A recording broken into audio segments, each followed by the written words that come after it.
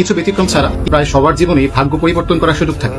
যেই তুমি আজকে সকালে 7টায় উঠে পড়তে বসতে পারতেছো না, সেই তুমি হয়তো আজ থেকে 5 বা 10 বছর পরে সকাল 7টায় উঠে ভিড় ঠেলে জ্যাম ঠেলে লোকাল বাসে উঠে অফিসে যাবে।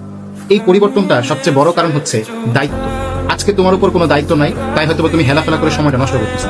যখন তোমার উপর দায়িত্বটা চলে আসবে, যেভাবে হোক তুমি অবশ্যই কি পরিশ্রম করতে বাধ্য হবে। মানুষ তখনই দায়িত্বশীল হয় যখন পেটে ভাত থাকে। আজকের অলস তুমিও পরিবর্তন হবে যখন তোমার উপর সকল দায়িত্ব পড়বে। তাই সময় থাকতে পড়াশোনা নিজের সর্বোচ্চটা দাও। আজকে হয়তো বা তোমার বাবা মা সবকিছু সামলাচ্ছে, কিন্তু আজ থেকে 5 বছর পরে বা 10 বছর পরে সবকিছু কিন্তু তোমাকে সামলাতে হবে।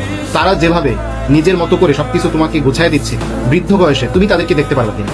যদি বিষয়টা বুঝতে কষ্ট হয়, তাহলে তোমার থেকে যারা হচ্ছে নিচু পজিশনে আছে তাদের সাথে একটু কথা বলতে পারো, যে যারা ঠিকমতো পড়াশোনা করে নাই তারা আজকে এই বয়সে এসে তাদের সংসার ঠিকমতো সামলাতে পারতেছে কিনা, তাদের মানসিক অবস্থাটা কেমন, তাদের আর্থিক অবস্থাটা কেমন, তারা তাদের বাবা মার ওষুধ বা বাবা মার যে বেসিক নিডগুলা এগুলো ঠিকমতো ফিল আপ করতে পারতেছে কিনা, নিজের স্ত্রী সন্তানের বেসিক নিডগুলো ঠিকমতো ফিল আপ করতে পারতেছে কিনা।